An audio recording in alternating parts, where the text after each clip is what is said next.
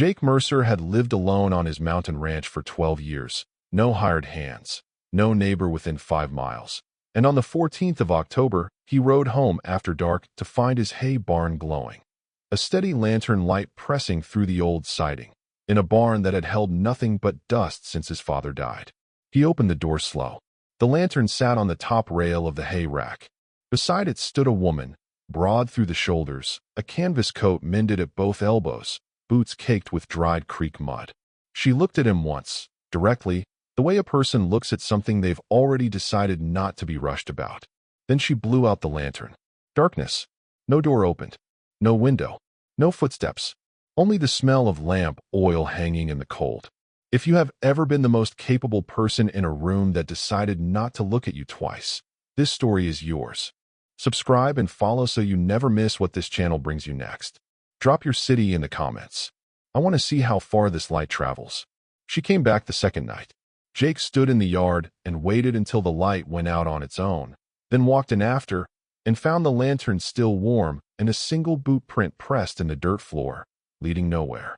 The floor was undisturbed everywhere else. No drag marks, no second print beside it. Nothing to explain how a woman her size could come and go from a barn with no door used and no window broken. Where does she go, he thought, and why does she always vanish at exactly this hour? That same night, riding the fence line home, he caught the shape of another rider far off at the property's eastern edge, gone before he could close the distance. The horse's tracks shod fine and town-bred, nothing like a mountain animal that earned its keep working cattle. He circled the spot at first light and found where the rider had sat his horse a long while, watching the barn from the tree line. The ground packed flat beneath the animal's hooves in a way that spoke of patience rather than a man passing through. He said nothing of it to anyone. He only noted it, the way he noted weather, and began carrying his rifle on the ride up after that. Someone besides me is watching this barn, he thought, and I don't think they mean the woman any good. He thought at first it might be a husband or kin come looking for a woman who'd run off from somewhere with cause. He turned that over 3 days running and discarded it the same way he'd discard a stone too smooth to be useful. A man hunting his own wife doesn't sit patient in a tree line at a careful distance. A man hunting his own wife rides straight up to the door. Whoever watched this barn wanted something from it, not someone, and that distinction sat uneasy with Jake the whole ride home. On the third morning, he found his good saddle stitched where it had sat torn for 2 years, and stopped cold over it, because the stitch was his father's exact stitch, the double-lock pattern his father had learned from a vaquero 30 years back and never taught another soul. His father was 11 years dead. Only one other man on this mountain had ever known that stitch, and Jake had no notion who had taught it to her, or why a stranger should arrive in his barn already fluent in his own family's hands. He caught her on the 5th night before she could vanish, blocking the gap she always used. "That stitch on my saddle," he said. "That's my father's." "Exact. Where'd you learn it?" "My father taught me," she said. "He learned it from a vaquero on a survey crew, mining country south of here, 30 years back." Jake felt the floor of the conversation shift under him. "Mine learned his the same way. Same kind of crew." They looked at each other a long moment in the lantern light, both arriving at the same impossible thought from opposite directions, that two strangers' fathers might once have stood on the very same crew, learning the very same hands' work from the very same teacher, decades before either of their children had cause to meet. Neither said it aloud. It was too large a thing to be sure of after 5 nights. The 6th night, his barn window was broken, not by weather, by a thrown stone left deliberate in the straw beneath the gap it made. Jake didn't need telling what it meant. Someone wanted the lantern interrupted, or wanted him rattled enough to bar the woman out and save them the trouble. He fixed the window before dark and said nothing of it to her, only watched the tree line longer than usual that night. He followed the tunnel 2 nights later, when she went down through the boards beneath the hay rack, and he went after without asking permission, because asking had stopped feeling like the right way to know a woman who answered with her hands more honestly than her mouth. They crossed beneath the creek into the old mine approach. Old survey stakes, fresh footprints not his, a campfire built and rebuilt many times. Someone had been living rough on that mountain a long while. From the shaft mouth, looking back down at his own property, he saw it plain. The lantern's exact height in that exact window threw its light dead straight at a narrow crack in the rock face above the valley. Not lighting the barn, aiming at the mountain. Who's up there? He thought, and felt something sour and unreasonable turn in his chest. Who? He said. You've already decided, she said.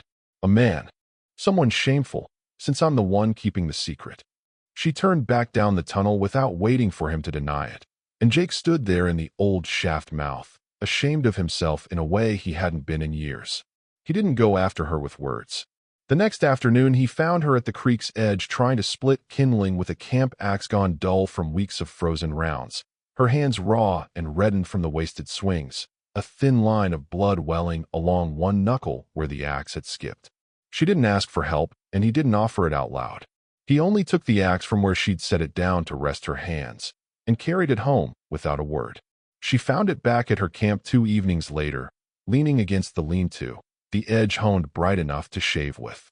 She picked it up and turned it once in the lantern light, and her hand went still on the worn handle before she set it down again. No one had ever returned a tool to her sharper than she'd lent it out dull. She'd grown so used, over the years, to mending things for everyone else and being handed back exactly what she'd given. Used, unconsidered, expected, that she stood at her own cook fire a long while after, turning the strangeness of it over the way she'd turn over a stone she didn't recognize. She didn't go thank him for it. She came down to his house instead, 2 evenings later, carrying a covered dish she set on his stove without ceremony. A dried apple pie, crust worked thin and even, the kind of baking that comes from years of practice and not enough flour to waste on mistakes. He hadn't had fresh pie in his kitchen since his mother died, and he didn't need to say so. She cut it and gave him the larger piece without thinking, the way she gave everyone the larger piece of everything. The habit so old in her it had stopped feeling like a choice at all.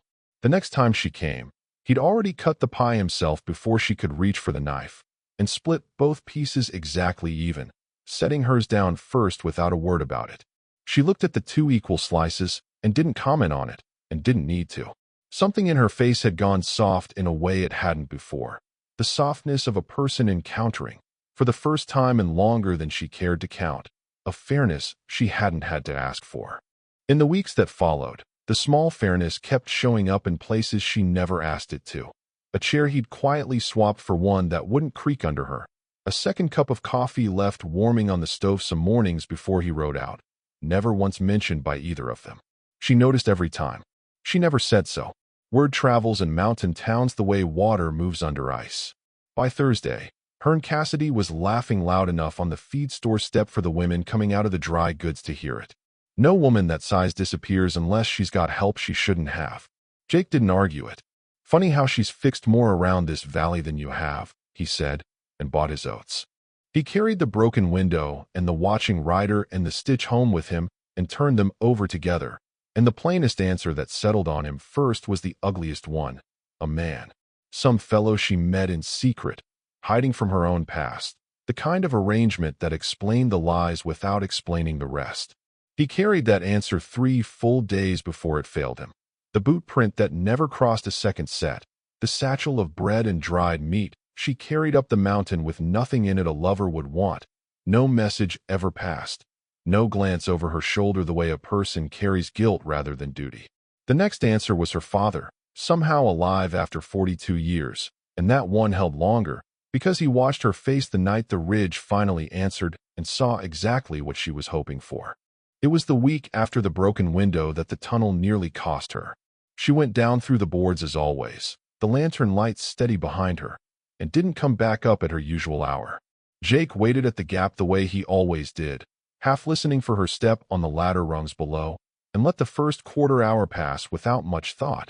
She'd been late before, caught up counting survey stakes or resetting a stone someone had kicked loose. But the quarter-hour became a half, and the half became a silence that had a different weight to it than ordinary waiting, the kind of silence that gets into a man's chest before his mind has agreed to be afraid. He went down after her with a lantern of his own, the passage narrow enough that his shoulders brushed both walls, the air going colder and closer with every step. He called her name once, low, the sound swallowed almost before it left him. No answer. He called again, louder, and this time something in the dark answered back. Not her voice, but a long, groaning shift of rock settling somewhere ahead, the low grind a mountain makes when it has decided to move. 20 yards in, he found the passage half collapsed, a fall of fresh rock blocking the lower third of the tunnel. Not old fall, not the slow grinding work of water and time, but a clean break at the ceiling beam, the kind of gap a man leaves behind when he's knocked a support loose on purpose and not stayed around to see what came down after. Dust still hung in the lantern light. The fall was recent enough that the dust hadn't settled. He dug at the loose rock with his bare hands until his knuckles split, calling her name into the gap between stones, and got nothing back but the sound of his own voice swallowed by rock. It took him longer than he wanted to admit, working alone in that narrow dark with no way of knowing which side of the fall she was on, before he remembered the old survey cut she'd mentioned once in passing. A second, longer route that circled wide of the main shaft and came up through a fault crack a quarter-mile east. He went for it at a run, half blind in his own lantern light, certain with every stride that he'd guessed wrong, and she was still behind that wall of stone with no air and no way out.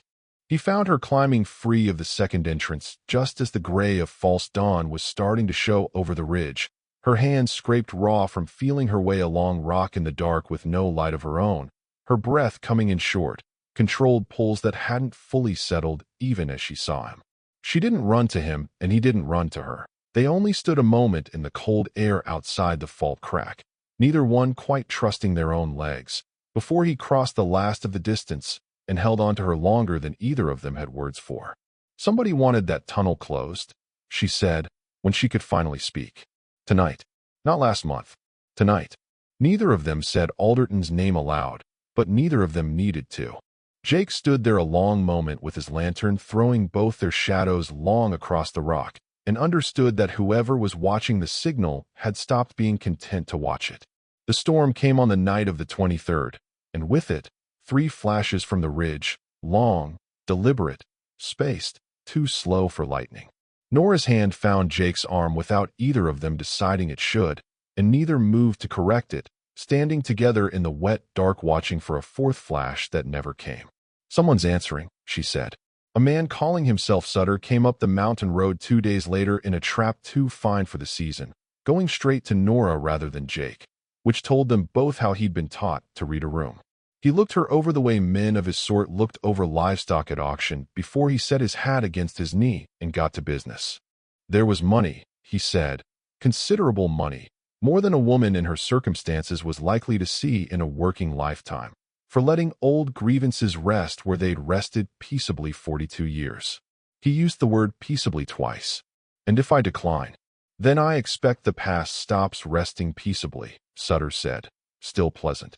For a woman alone, with no family standing behind her, and a reputation in this valley that's already proven easy enough to unsettle. "My father wrote 37 entries telling a truth that cost men their lives," Nora said. "I expect I can manage a man in a borrowed coat telling me to forget it." Sutter's pleasant expression didn't change, but something behind it did, the recalibration of a man accustomed to offers being taken, finding instead a closed door where he'd expected an opening. He left without looking back. Jake came to stand beside her at the rail, and the fine-shod hoofprints leading away down the road matched, exact, the ones he'd seen at the property's edge that second night. The same watcher, finally given a name. Alderton money, he thought. It's been Alderton money from the start. That same week the bank in Sutter's Bluff received a quiet inquiry about purchasing Jake's note outright. He learned of it from a clerk, a friend of his father's, who passed the word along with a look that said more than his words did. Jake rode home grim and found Nora already at the barn. "They mean to take the land if they can't buy the silence," he told her. "Then we stop," she said, too fast, the words costing her plainly. "I won't have you lose your father's ranch over my father's truth." "You won't have the choosing of it," Jake said. "I've already chosen." He held her gaze until she stopped looking for a way to argue him out of it. "We finish what your father started. Whatever it costs." She didn't thank him. She only nodded once, the way she did when something had been decided too large for smaller words. Jake saw Sutter's trap a second time before the week was out, drawn up at the edge of the Cassidy place at an hour no honest business kept. The 2 men standing close together at the corral fence in the kind of conversation men have when they don't want it overheard. Jake didn't ride close enough to catch words, only close enough to mark the trap and the match Grace pulling it, and to see Cassidy nod twice in a way that looked less like agreement between neighbors than instruction taken from a man paying for it. He kept it to himself that night. He only started sleeping with his rifle nearer the bed, and began counting, without meaning to, how many of Cassidy's hands he saw idle near the tree line on evenings the lantern was lit. The town turned crueler before it turned kind. The dry goods owner's wife refused to serve Nora on a Saturday, turning to wait on the woman behind her instead, loud enough that half the store heard it, and no one corrected her. 2 boys threw a clod of mud at her skirt outside the church and ran laughing, and not one adult standing nearby called them back for it. A circle of women outside the milliner's went quiet and stared as she passed, the particular stare that says more than any word could, and held it a beat longer than was decent. She didn't flinch from any of it in front of anyone, walked through town with her chin level and her basket steady, and only Jake, watching from across the street, saw how long her hands stayed clenched once she thought no one was looking. He stopped waiting to be asked after that. The next Saturday he rode in ahead of her and was already standing at the dry goods counter when she came through the door, and when the owner's wife made to turn away from her the way she had before, Jake set his own purchases down hard enough to be heard and said, plain, "I'll wait my turn behind the lady, same as anyone else would." The woman's face colored, and she served Nora first and didn't try it again the next time or the time after. The turn started fully at the mill, market day, the grinding wheel seized with half the valley waiting on flour, and Otis Wren cursing over it without the first notion how to free it. Nora listened from the crowd's edge a moment, then said, loud enough to carry, "It's not the wheel. It's the shaft bearing." Wren turned ready to wave off a stranger's comment and didn't, because something in how she'd said it stopped him cold. She had the housing open and the bearing repacked inside of 8 minutes. Working with the same unhurried, exact attention she gave a torn saddle or a broken stall door, and when the wheel turned again the crowd's silence changed character. Not warm yet, but no longer dismissive, which was its own kind of beginning. 3 different men told Jake the story before sundown, each one ending it the same way, faster than Wren's own boy could have managed it. They reached the deepest chamber on the 4th night after the storm, the original survey leading them true where the falsified county revision would have led them nowhere. Jake had pried that original loose from a thin, suspicious clerk in Talbot days before, the man asking more questions than Jake thought proper before finally producing it. The chamber was small, 10 feet by 8, dry-floored beneath a natural stone overhang, the air inside carrying the dry scent of paper undisturbed by decades. A tin box sat in the corner with a hasp and padlock, and beside it, wrapped in oilskin gone stiff with age, a bundle of papers. Nora crossed the chamber in 4 steps and opened the oilskin with hands gone steadier than they'd been in days, to calm her hands, always found at moments other people's hands would shake. 37 entries, dated and signed every one, proving the mine owners had known of the structural failure 3 weeks before the collapse and ordered the men to keep working anyway, midshipment on silver registered under false weight to dodge the territorial tax. The men who died because the truth would have cost the owners more than the men were worth. He dated it, she said, turning the first page. 3 weeks before the collapse. Every entry, dated and signed. She turned another. He tried to file a formal complaint. It was intercepted. Her voice held level through all of it, the same level it held through everything. But Jake watched her hands tighten on the paper's edge in a way her voice never let on. "This wasn't an accident," she said, when she'd reached the last page. "It was arranged." Jake said nothing. Some silences aren't his to fill. He only sat with her in the lamplight a long while, in the rock chamber where her father's truth had waited 42 years for someone willing to climb a mountain in the dark to find it, and let her hold it as long as she needed to before either of them spoke of moving again. They came out through the floor into smoke. Someone had fired the hay against the north wall, and the dry boards took it fast, the old wood accepting it the way dry wood always does, completely, without resistance. Nora moved first, cataloging before panicking the way she cataloged everything. Horses clear, fires spread north only.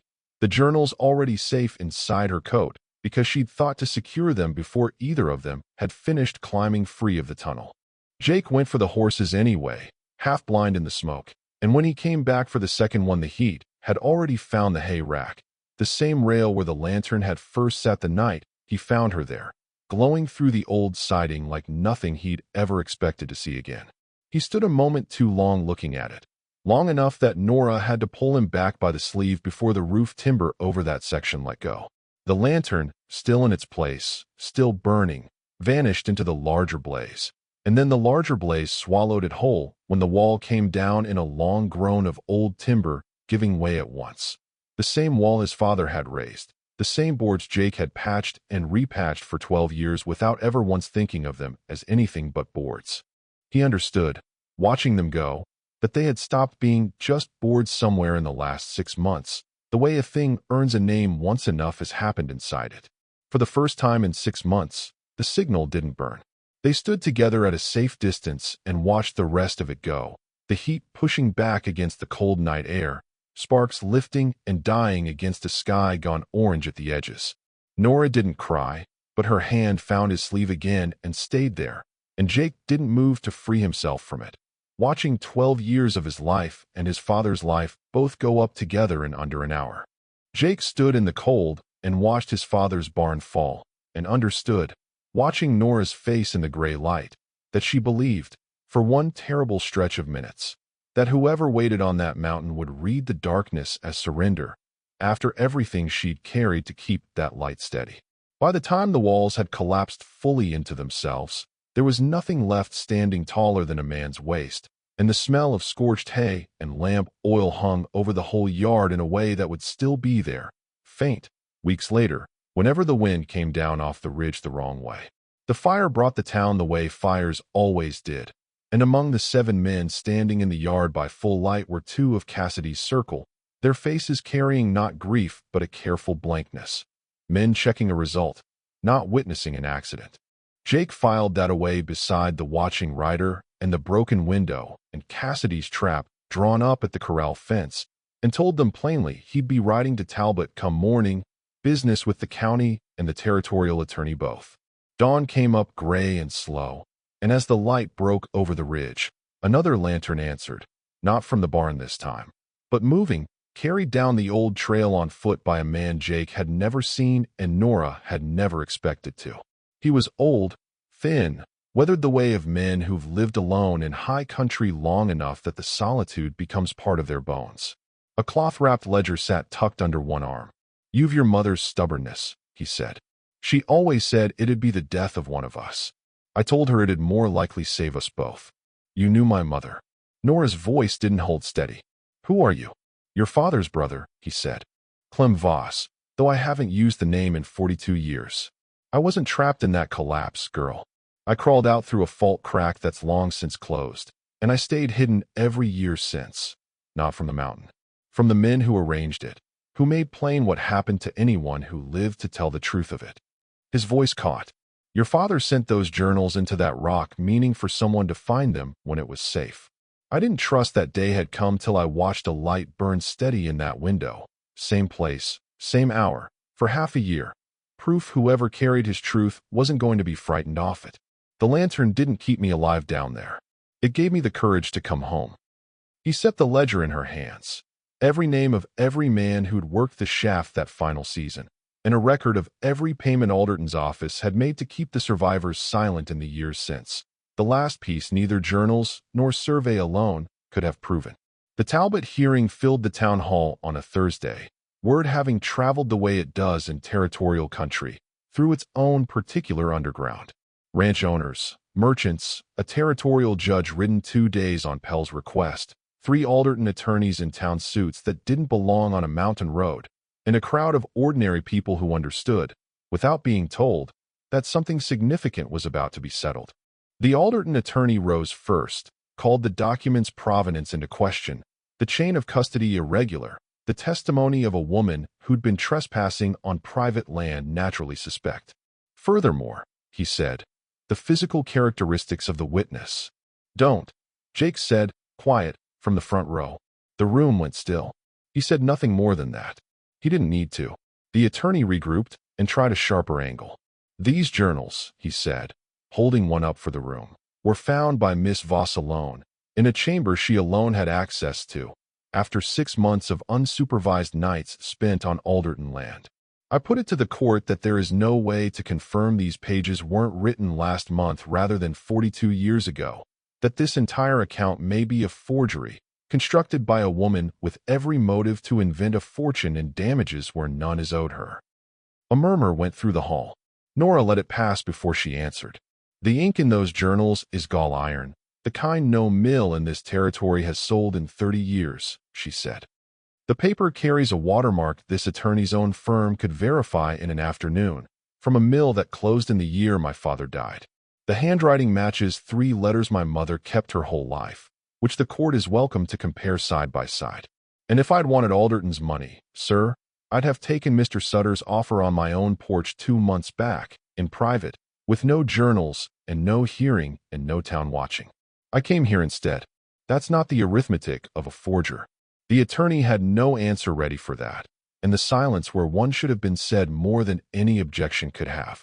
The attorney's argument, what remained of it, was thin enough that everyone in the hall could hear it. Nora stood and read the journals entry by entry, translating her father's engineering notation into language the room could follow, explaining exactly what he had seen and exactly what it had cost him to write it down. She performed nothing. She stated facts in order, with the confidence of a woman who had been right for a very long time and had finally been handed a room required to listen. When she reached the page dated 3 weeks before the collapse, she read his hand aloud, and the room went silent the way rooms go silent when something true enters them that can't be unsaid. Clem Voss stood beside her and confirmed every word in his own rough voice, and laid the payment ledger on the clerk's table where the whole room could see it. The judge said, after a long quiet, "Ms. Voss, are you stating the collapse was not accidental?" "I'm stating my father believed it. His own documentation supports it, and these papers show a deliberate choice to bury what he found. What the court does with that is the court's business. Mine was only to see it could no longer be ignored. Your father's name will be entered into the official record," the judge said, "as will yours, Mr. Voss, as witness." The room didn't applaud. It adjusted. The particular shift of a town recalculating 42 years of settled history in front of the very woman it had refused to serve at a counter not 2 months before. The Alderton matter took 2 years to grind through territorial law, the slow way it always did when one side had money and the other had documentation, horsepell, and a survivor's testimony. The false deeds were overturned. Fines were paid. The collapse was reclassified as deliberate negligence, and Thomas Voss's name went into the county record where it had always belonged. The Sutter's Bluff schoolhouse began teaching it that autumn, and children who'd never known the name Voss learned to say it like it mattered, because it did. It was the dry goods woman, of all people, who stood first at the winter town meeting. "I turned her away from my own counter," she said, in front of a hall as full as Talbot's had been. "I want it said plain that I was wrong, and sorry for it." She didn't look away from Nora while she said it, which was its own kind of courage for a woman like her. Hearn Cassidy never said the words outright. He only stopped coming into the feed store on mornings Nora was known to be in town, which from a man like Cassidy was apology enough for anyone who knew how to read it. Jake rebuilt the barn that spring, the hay rack wider this time. A new window cut into the north wall where there'd never been one before. He did most of the work himself, faster than the original had gone up, because he'd spent 20 years without knowing it thinking about what the first barn had done wrong. He found, going through his good coat for the cold weather one evening that spring, that the torn lining at the inside pocket had been stitched closed sometime without his noticing, and worked into the seam, small and careful, 2 initials he hadn't asked for and she'd never once mentioned. J.M. He stood holding the coat open a moment, running his thumb over the stitching, understanding that she must have found the tear weeks back. On some evening, he hadn't even known she'd had the coat in her hands at all, and had mended it the same quiet way she mended everything, without comment, without credit, simply because the mending was needed and her hands knew how. He didn't say anything to her about it either. He only wore the coat the next time he rode to town with her, and let her see that he'd found it, and let that be enough. On the first warm April evening, with the smell of new wood still sharp in the air, Nora came up the drive carrying a lantern. "Suppose you don't need this anymore," she said. He hung it in the new window without answering right away, took his time about it, made sure it sat level on the sill the way his father would have insisted on. Then, maybe not for the mountain. He didn't make a speech of the rest. He'd sharpened her axe before she ever asked him to, swapped her chair for one that wouldn't creak, left coffee warming on mornings he never mentioned, stitched 2 quiet initials into a coat she'd given back without comment. And all of it had already said what needed saying long before he found the words for it now. Stay, he said. Not for the ranch. For me. She studied him the long way she studied everything. Weighing. The way she weighed every offer she'd ever been given. Because the people who hadn't weighed costs in her life had left her to carry the difference alone. Then she smiled. Not the careful look she gave the rest of the world, but the real one. Unhurried and entirely without performance. All right, Jake Mercer. He lit the lantern himself. Its light filled the new window and pressed out across the yard, up the slope, toward a ridgeline that no longer needed answering. It wasn't signaling anything at all. It was simply home. For the first time in 12 years, Jake locked the barn that night, not against anyone who might come down from the mountain, but only out of habit, the ordinary habit of a man with something worth keeping safe inside the house instead. Nora Voss had climbed a mountain in the dark for 6 months because she believed her father's truth deserved to outlive the men who tried to bury it with him. She never asked to be made smaller for anyone's comfort, and she never was. She kept the light burning until the mountain answered, and when the valley finally caught up to what had always been true about her, she took it the way she took everything, plainly, without making it smaller than it was. The barn smelled of new wood and lamp oil, and somewhere above them the mountain kept its old silence, the silence of a thing that had always known exactly what she was worth, and had simply been waiting for the rest of the world to catch up. Thank you for spending this evening beside this story. If something in Nora's patience, or her uncle's long silence, or that lantern burning steady through 6 months of dark found you at the right moment, share it with someone who needs it today. Tell me, have you ever kept a light burning for someone the world had already given up on? I'd like to know. Until next time, stay close.